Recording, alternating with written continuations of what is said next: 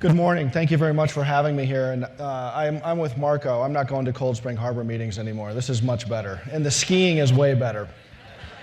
So thank you very much for having me. I want to continue on with what Marco was talking about. And what we're talking about is moving away from just research. So the overview of my talk is a brief background on personalized medicine and the success of whole genome sequencing in a clinical environment. Not for research, but in a clinical environment. I'm going to talk about the need for clinical implementation. Marco started to hit on some of those key points, which is how do you get the physicians to practice medicine with this? Sounds easy, not easy.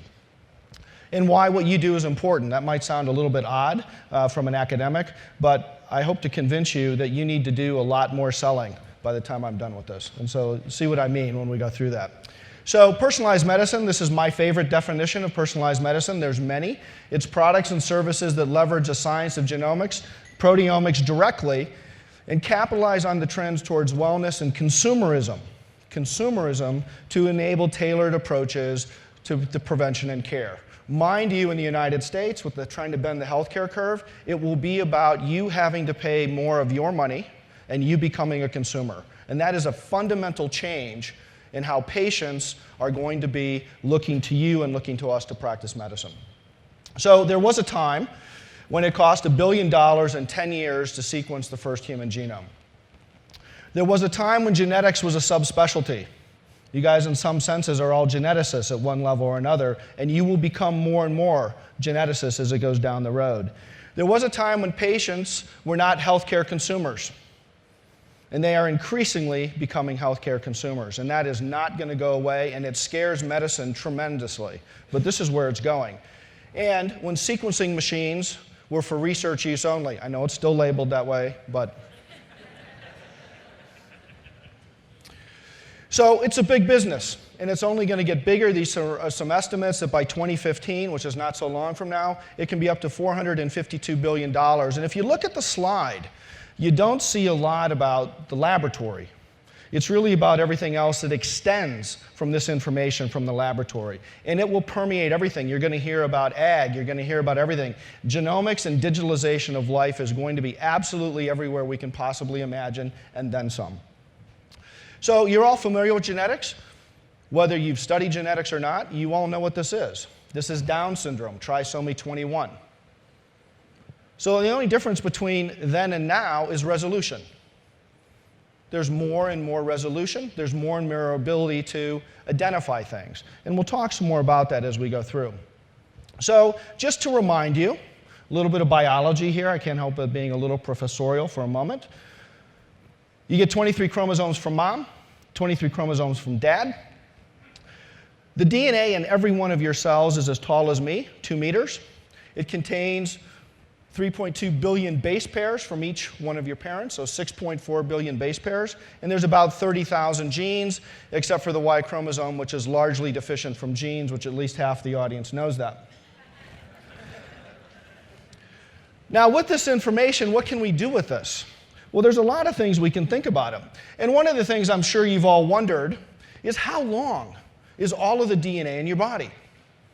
So we actually can do this math now. And we know that there's 2 meters in every cell, and there's 100 trillion cells, so it's 2 times 10 to the 14th meters, which sounds long. But these are kind of stupid numbers because nobody knows what that means. So how far is it to the sun? Well, that's 1.5 times 10 to the 11th. The finance guys have already done the math in their head, and they've told you right now that it's 1,333 trips to the sun. Now, how many round trips is that? You can all do the math on that. This is my favorite number, 666. 0.5, which might actually explain a lot. Now, while that's a funny statement, let's think about that for a minute. What we're talking about, what Marco was talking about, was going in and reading tumors. A single base pair change in one cell can kill you. So we're talking about moving away from not just sequencing your genome once, but how many times are we going to sequence your genome? How many times are we going to look at RNA-seq? This is the scale we've got to be thinking about when we're going to talk about personalized medicine. Adam and Eve. Was there Adam and Eve? Well, by sequencing, we can now go in and ask those questions. And as it turns out, there's mitochondrial Eve, who lived about 140,000 years ago and came out of Africa. What about Adam? How would we look at that? Well, we look for Y chromosomes. So it turns out that there's Adam. And Adam lived 60,000 years ago. Anybody see a problem with this? Well, first of all, Eve came first. Second of all, there's a few years, 80,000 years between that. And some would argue those were the best 80,000 years of Eve's life. Well, this historical information now suddenly changes how we can think about our genome and what we can do with that information. So personalized medicine, Will Chamberlain, the jockey, oh no, that would be the basketball player, and Willie Shoemaker, the jockey. If there's a point in my career I didn't have to introduce these people. They're both adults. And so this is the problem that we provide our physicians. We give them on average abilities. That's what we give them. Of course, when they see a patient, it is personal. If you've been to an OB-GYN, it's personal. If you've had your prostate checked, it's personal, okay? That's not what I'm talking about. But what I'm talking about is the tools we give our physicians, and here's a silly, stupid example. They're both adults, and they both have a headache. So they go to the medicine cabinet, and it says, adults take 2 aspirin. Will Chamberlain should take 4. And Willie Shoemaker should take a half. And this is how we practice medicine every single day. On average, that medication is safe. Stop your DVR sometime and look at the bottom line on that advertisement. Could cause death. Okay? So, family history, I got to change a slide. Family history is how we practice genetics every day in the clinic. Your family history. How many of you think family history is important? Raise your hand. Yeah. How many of you practice Family History Day? So in the United States, a Surgeon General 10 years ago said, Thanksgiving Day, when we're all together as family, we should discuss our history. So the problem is that in concept, it's great. But in practice, there's a bias in reporting family history. Men have half as many relatives as women. Women get that. Guys are like, how does that work? Because we can't remember our family. My wife is responsible for knowing my family. I don't have any idea what my family is. And shocking as it may seem, men underreport severity. I know, this is shocking. I go to see my physician, Rick Gillis. He goes, Howard, what are you here for? I said, I'm fine. My wife thinks I need a physical. Anything wrong? No, I'm fine.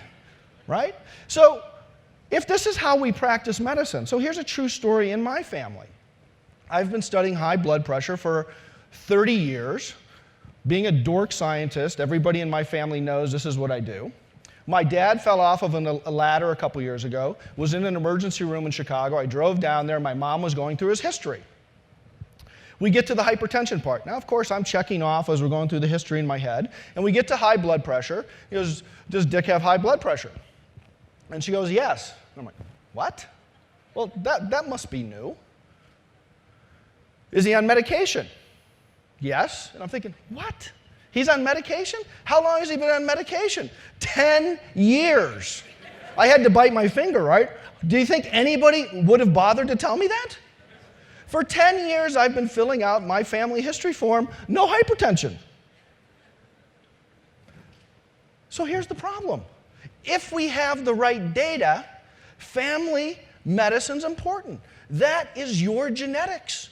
Your self-reported lack of communication among family members is how we practice genetics. And it's meaningful, if it's right. So I'm going to simply say, genomic sequencing is a quantitative family history that should improve every year. Can you imagine what benefit it will be to your children and your grandchildren if they really knew your family history? That's a game changer. That's a game changer. Well, this just came out in Time. You want to know my future?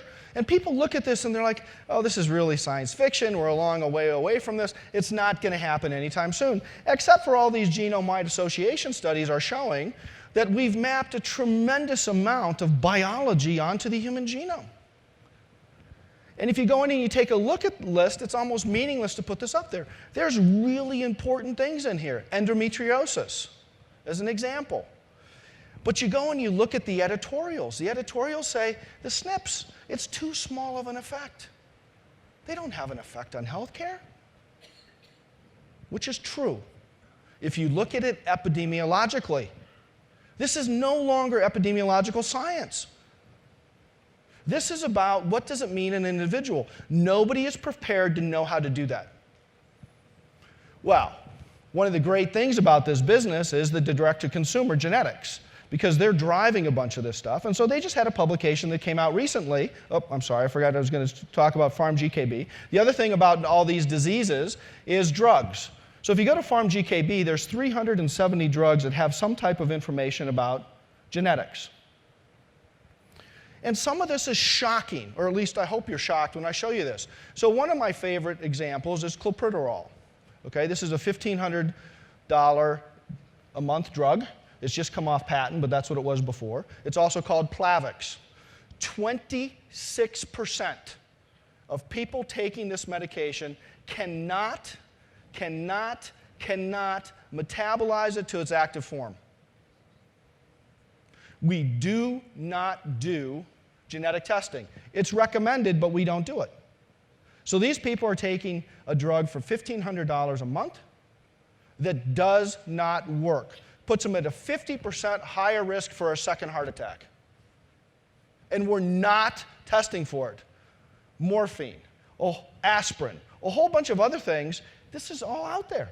And we're not using this information because we have these debates about whether or not it's meaningful. This is the story I was telling you about. This is the paper just came out. Shocking. Having SNP data, genetic markers, and self-reported family history is better than self-reported family history alone. That shouldn't be shocking at all. Why aren't we doing more of this? Well, this is what I've been told over and over and over again about genomic sequencing. It will be a long time before it's used clinically, and no one's going to pay for it. So here's a fact. Genetic testing for diagnosis and drugs is largely not used and often excluded from insurance plans. So we say, well, let's not do it.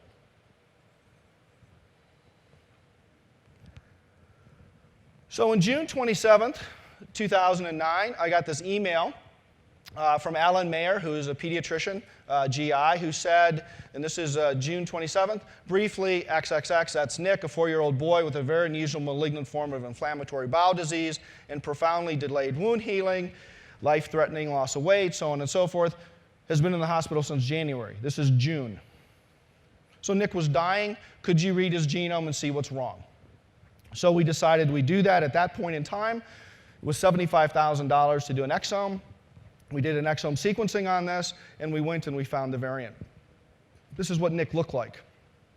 So that's not after surgery up there. That is his wound. That was because of his genetic defect. And it turns out he had a gene in XIAP. We could show evolutionarily that Nick and his mom, because it's on the X chromosome, are the only two still to this day on the planet that have this variation. So evolution becomes our friend. We can now use that as a way to say this. And we could model it. We could show that it was dysfunctional. So we showed this. We took it to our physician team, and Dave Margolis, the discussion about doing a cord blood transplant, said, I'm not doing it. There's a 46% chance that he'll die by doing the cord blood transplant. There's no evidence that this fits in the gut. I will not do the bone marrow transplant. Prove to me that this is related to gut disease. So we sat on this for almost 2 months. We didn't know what to do with this. We thought we had it, but no one's going to practice medicine with it. And along came a paper from an Italian group that actually showed that XIAP links into a gene pathway for NOD signaling. And NOD signaling is known to be involved in gut. And at that point, Dave Margolis said, I will do the transplant. But there's other physicians out there that wouldn't have done that. As Marco said, this is hard. How do you get somebody to do this? There's no published literature on this. You know this whole notion of evidence-based medicine? Where's the evidence? Where is the evidence? So these are the key points that have to be pulled into place to think about that. So at the end of the day, Nick had not eaten or drank for 9 months. A cord blood transplant was decided to happen, and this is what happened. So he remains very well. This is a picture of Nick 2.5 years later. He's had no gut disease. And this was picked up with the media. There's a lot of attention. And what ended up happening is it's basically become a poster child around all of this. This is the paper that we published. We had a very tough time publishing this. It took us 7 different journals to get this in because nobody publishes an N of 1. And we're the Medical College of Wisconsin. So if you want to fall asleep, read this article. If you want to read the Pulitzer Prize story called 1 in a Billion by these 2 reporters that ended up getting embedded in this process, which is a whole other story, which if you're interested, I can tell you that story. It's a really great article. It tells you a lot about that. So we then ended up building a clinical team. So we have a fully functional clinical operation now where we do whole genome sequencing, and these are the components that go into it. There's ethics teams, there's phenotyping, there's all this assessment that goes into this, and suddenly it goes from being just a simple individual sport to a team sport. But keep in mind, when the physician's with the patient, it's mano a mano. That physician has got to know they want to do this. And that's a really, really important. That's a really hard thing. Every physician makes decisions a little bit hard, a little bit differently. How do you come up with an analysis that enables them to know this? Well, so we've had a lot of successes around this. This just came out in Parents Magazine this week, where the Medical College of Wisconsin's Children's Hospital was ranked number 4. And in this story, they talk about a mother and the daughter, where we've ended up doing whole genome sequencing. She went to place to place to place and didn't find an answer. And we did the whole genome sequencing, and we've discovered what causes this disease. But we can't treat it. So in the medical profession, we talk about actionability. That's largely, I'm going to say, arrogance on our part. What can we do to help you? But I'm going to tell you, every day we tell you things that you don't want to know about, that we can't do much about it. Obesity, high blood pressure, cancer, diabetes. None of these things we can cure. Genetics is no different. But that information has potential value beyond what we think of as practicing medicine. And I'll give you a very difficult example, but a true example around this. So case MTD, full-term infant, born 38 weeks, no complications during pregnancy or delivery, 4 days noted to have some symptoms of lethargy, hypotonic, hypoglycemic, hypothermic, diagnosed with transient hyperammonium of the newborn. It's rare, but not that rare. Started on amniol and arginine, resulted in a rapid decrease in ammonia levels, and the child was discharged. At 2 months, had a well check. Everything looked good. 10 weeks, rushed to the ER and started to spiral downhill from there. Significant dyspnea, a swollen liver. Seizure activity was also suspected. Liver biopsy showed that the liver was failing. The mitochondria, which is a common cause of liver disease in children, seemed to be, it was subnormal, but it was functionally normal, and the variations that were known weren't there. Activity, although it wasn't quite right, seemed to be okay. So should we do a liver transplant? Well, the physician team was a little bit worried about some of the neurological behavior, and we ended up in this case doing a whole bunch of genes, a bunch of gene panels, and what we found was actually that this child had a twinkle mutation, which sounds really nice. It's a new variation in twinkle. No one had ever reported this before. But twinkle kills you neurologically. So the child's going to die from a neurological disease. Do we do a liver transplant? Who gets to make that decision? So the child died at 6 months of age because the parents and the clinical team decided not to have the transplant. The child was able to be in comfort, didn't go through a futile surgery. These are not small issues doing a liver transplant. And the liver went to another child. Here's the key. The parents knew it wasn't their fault. They stopped worrying. They could now start dealing with that. I'm going to tell you that's actionable. Same as in the other case where we could make a diagnosis. That's actionable. And we need to think about it, particularly as we move to people having access to more and more and more information. So, because of the Nick Volker story, Sarah Holt from Nova approached us, and they wanted to follow a case from the very beginning. And they did a feature on this. I said, you don't want to do this because we're going to fail. So we successfully failed on national television to find what was wrong with Andrew. The great thing for the show, I just heard from her that Science, the AAAS, just gave them a film award, so it's going to be back out again, and they're going to talk about this. But we're still chasing what's wrong with Andrew. And I'll tell you, for medical genetics, generally, we make a diagnosis about 10% of the time. With whole genome sequencing, we're at 34%, and we could do better. The problem is there's not enough genomes. We need more genomes. I've also been told this over and over and over again, no company will pay for this anytime soon. You go out and take a look at this from United Health and Aetna and these other groups. They're talking about farewell to fee for service. So why would a physician want to get involved in this? They're trying to figure out how to maintain what they're getting paid for. So there's challenges on this. What's the economics? Truth? No one knows. Concern? It's going to be like MRI. You're going to get all these secondary effects that come on board. You're going to actually increase your diagnostic costs by doing whole genome sequencing. Preventative medicine is a money loser. Doesn't mean it's not better medicine, but it's a money loser. So what's the evidence? Why should we do this? Well, almost 2 years ago, we got a letter from the insurance group that said, basically, as we have discussed in situations where you determine on average the cost of routine testing will exceed the current contract price for whole genome sequencing, we will authorize whole genome sequencing as a first-line clinical test. So in 12 test cases, how many do you think were paid for? 12? 0? Perfect. You've bracketed it for me, so you're both right. If we go to the average, 6. I think that's pretty amazing. And people say, well, how do you get this done? It's simple.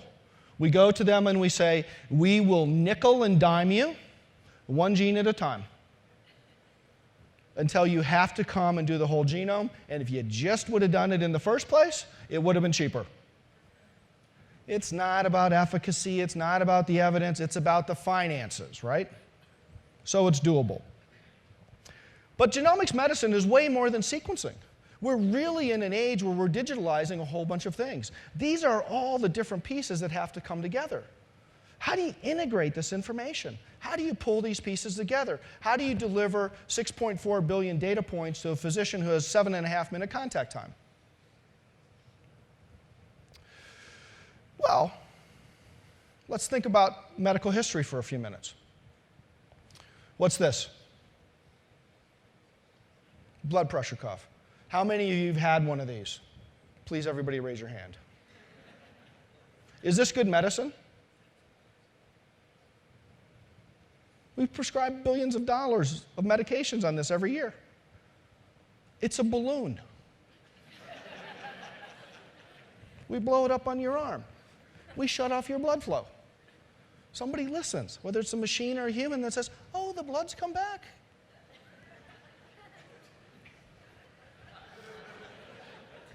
But it has predictive entities, right?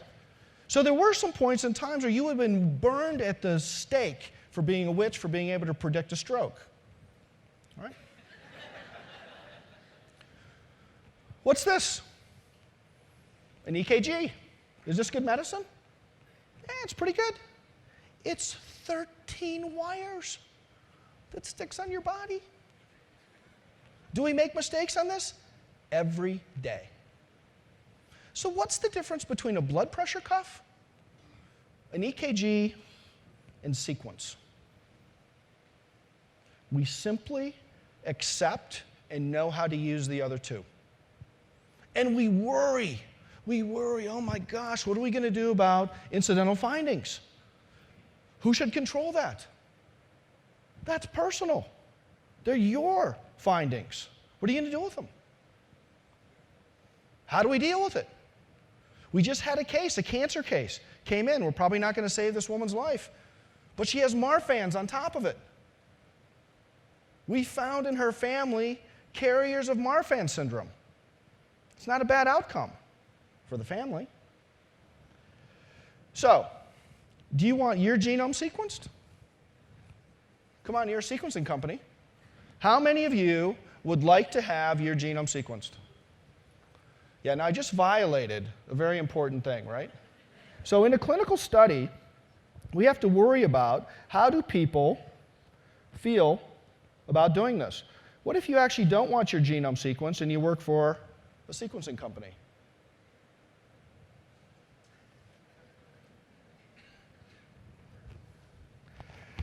Well, you guys have instituted a program called Understand Your Genome, and I am happily one of the participants of that. I paid for it myself because people always ask me, have you had your genome sequenced? So I went through my genetic counselors and went through the whole thing, and I had to ask some fundamental questions. What do my daughters want to know? I have a 16-year-old and an 18-year-old, and breast cancer runs in my family. What do they want to know? Because I know me. They don't want to know. I'm going to end up being able to, I'm going to end up being able to say, Shelby, who's a freshman in college, did you get a mammogram? If she doesn't want to know, right? I'll have a different conversation with her boyfriend, even though I don't like him, right? Thank you. So all of a sudden, then, this changes.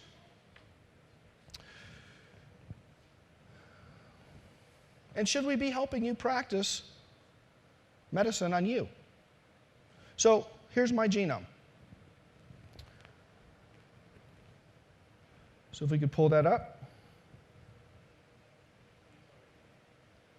So here's my genome. Jay and I share a biotinidate deficiency together. So these are all my variants. So, breast cancer's in my family. Let's get really personal for a minute. Oh, and by the way, my genome's more interesting than your genome, at least to me. So here's breast cancer. So let's pull up a BRCA2. So this is pulling it up. So what we can see is that the clinical team at Illumina came up with these little dots that says, hey, these are important, and they're in genes for BRCA2. But we don't know what they mean. It looks like they're okay. So you can feel kind of warm and fuzzy about that, or I can feel kind of warm and fuzzy about that. But if I go in and I start looking at some detail about this, you see every one of those little purple? That's where I'm different from the reference. Are they meaningful or not? I don't know. But this is incredibly personal because it matters to my family. And in fact, the world's changing. I was saying to Jay last night, every time he and I take a medication or something happens and we survive, there's variations in our genome show us that it's not a problem. What if we all had our genome sequenced? Every time something happens to you medically with your variation, we suddenly change the paradigm. That's a game changer. That's a fundamental change in how we think about doing this. And I think your whole Understand Your Genome project's a clever way of getting out there. Because as people start walking around saying, hey, you want to see my genome? It starts conversations. Puts people to sleep, but okay, that's a different story. Anyway, so if we can go back to the slides, and if you want to know more about my genome, I'll show you my genome later. So, in summary, the Medical College of Wisconsin, our affiliated hospitals, okay, we're bragging a little bit, are the world's leaders in personalized medicine. We are practicing medicine with this today. It's not a pilot project. We're practicing medicine with this today. Our goal is to lead in clinical implementation. There's plenty of really, really good groups, Marco's group and others out there who are doing incredible research. There's a lot of stuff we can do today to practice medicine with this, and I've just shown you some of that, so we want to be able to do that. There's a revolution in medicine coming that will be driven by having a patient's genomic sequence and digitalization. I'm walking around with my iPad. I tell you, I was just at a Keystone meeting with David Bentley, and every time the cardiovascular things came up, I typed in the RS number. Sadly, I didn't capture it, but I was looking at all these variants, you know? We could finally bend the healthcare curve. You as the consumer has the opportunity to think about that. There are many, many, many economic opportunities here. It's fundamental to think about this. There's nothing wrong with that. If we don't commercialize this stuff, we don't get it out there, we don't practice medicine with it. Public-private partnerships are important. We need to be thinking about that. That's why we're here. That's why others are here. It's important that you think about that when you're talking with your customers and your clients and looking at this. So here's Nick. This is Nick's 8th birthday in October. He's doing really well. Here's Andrew. I think we finally found it, but we're having a huge argument with our clinical team because it's not what they thought it was going to be. How do we prove that? And this is Avery. And this one troubles me. So Avery's 4 now. She's had problems her whole life. Clinical picture, didn't know what was wrong with her. Long story short, we finally did a whole genome sequencing on her. It's treatable. So we've stopped the neurological decay now, but she'll never be normal. Nobody made a mistake. The phenotype didn't present the way it should have been. So I'm going to finish. To help more people, we need more genome sequenced. That's your job. You have the technology, you have the capability, you have the sales team, you have passion, you have commitment. Every genome you sell and every genome that gets done helps my kids. You're changing the practice of medicine. If you could hit the $1,000 target, this would be everywhere. How do you get there? No more Averys. If she had been sequenced the day she was born, she'd be normal. Thank you for your attention.